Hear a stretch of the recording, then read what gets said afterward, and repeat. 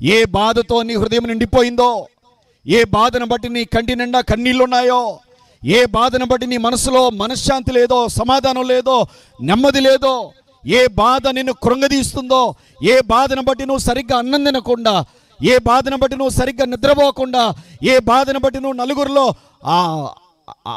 అలా సంతోషంగా తిరగకుండా, అందరితో పాటు కలిసిమెలిసి ఉండకుండా ఇంట్లోనే కృంగిపోతూ కృషించిపోతున్నావు నాకు తెలియదు. కానీ ఇక్కడ కీర్తనకారుడు మాట్లాడుతున్నట్లుగా తన బాధను దేవుడే దృష్టించాడు, తన బాధను దేవుడే చూస్తూ వచ్చాడు.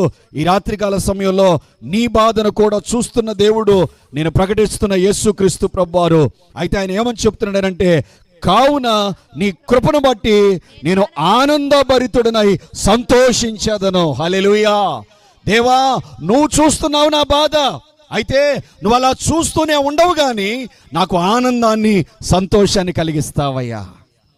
ఎంత చక్కటి మాటలండి ఆ మాటలు. నిజంగానే అవి తన జీవితంలో జరిగాయి. కీర్తనకారుడైన దావీదు జీవితంలో అవి జరిగాయి. ప్రియమైన దేవుని బిడ్డలారా, కొన్ని దినాలు బాధలో ఉన్నాడు, కొన్ని సంవత్సరాలు దుఃఖంలో ఉన్నాడు, వేదనలో ఉన్నాడు, సరిగ్గా అన్నం తినకుండా, ఇంట్లో కూడా సరిగ్గా నివాసం చేయకుండా, కుటుంబంతో కూడా కలిసిమెలిసి జీవించకుండా అడవులలో ప్రయాణం చేశాడు. అడవులలో, సొరంగాలలో, గుట్టలలో, పొలాలలో తలదాచుకుంటూ వచ్చాడు.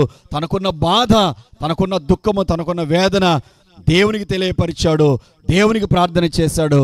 అద్భుతంగా దేవుడు తన సమస్తమైన బాధల నుంచి విడిపించి అతని జీవితాన్ని ఉన్నతంగా హెచ్చించాడు నా యేసయ్య. హల్లెలూయా. నీ బాధను దృష్టించే దేవుడు, నీ బాధను పట్టించుకునే దేవుడు, నీ దుఃఖాన్ని పట్టించుకునే దేవుడు. ఆయన కృపతో నిన్ను, నీ కుటుంబాన్ని, సంతోషాన్ని, సమాధానాన్ని ఇచ్చి నడిపించే దేవుడు ఆయన.